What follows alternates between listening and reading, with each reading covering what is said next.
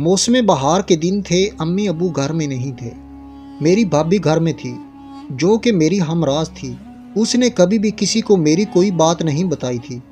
भाभी को मेरी उस बात का पता था जो कि मैं आज रात अपने लवर के साथ करने जा रही थी। मेरा बहुत दिल कर रहा था कि काश वो अभी से आ जाए और मुझे सीने से लगाकर मेरी प्यास। मेरा नाम रीमा है और मैं एक दरमियाने ख़ानदान से तल्लक़ रखती हूँ।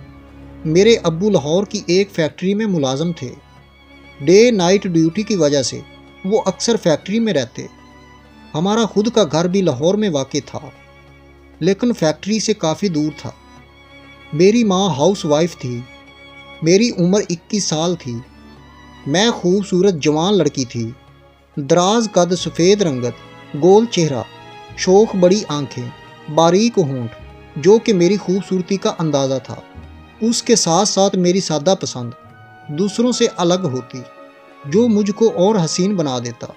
रीमा ने खुद ब्यूटिशन का कोर्स कर रखा था और अपनी केयर खुद करती थी। इसके अलावा उसने बीए पार्ट सेकंड के पेपर अभी देकर अभी फ्री हुई थी।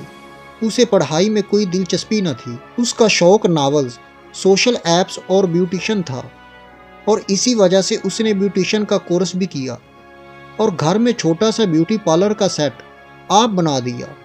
उससे 4 साल बड़ा एक भाई काशिफ दुबई में एक होटल मैनेजर की जॉब करता था। काशिफ की शादी को अभी चंद माह ही हुए थे।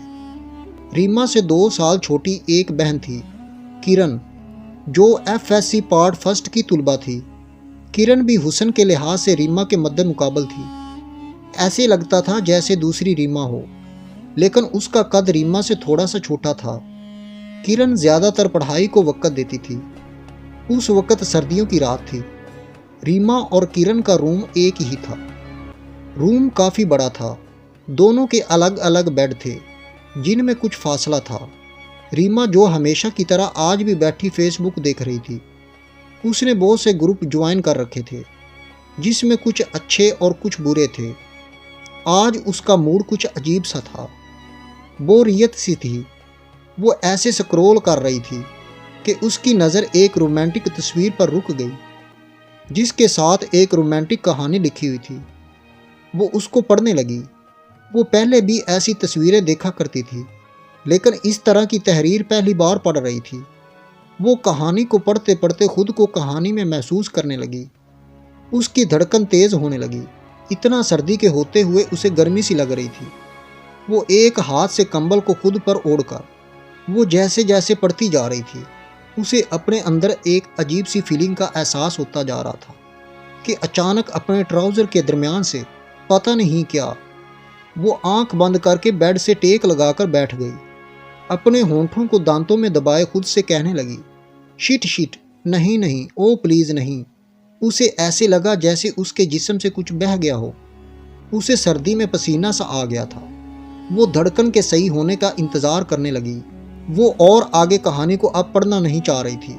उसकी हिम्मत जवाब दे चुकी थी। वो आंखें बंद किए बस बैठी थी।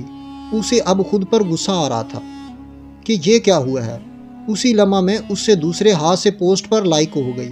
पोस्ट के लाइक का साउंड उसने सुन लिया था, लेकिन उसने बंद आंखें अभी न खोली।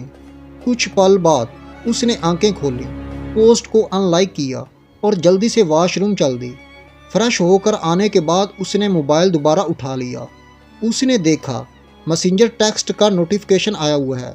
उसने मैसेज रिक्वेस्ट को चेक किया तो मैसेज किसी दानियाल का था, जिसकी वो पोस्ट थी। रीमा ने मैसेज देखा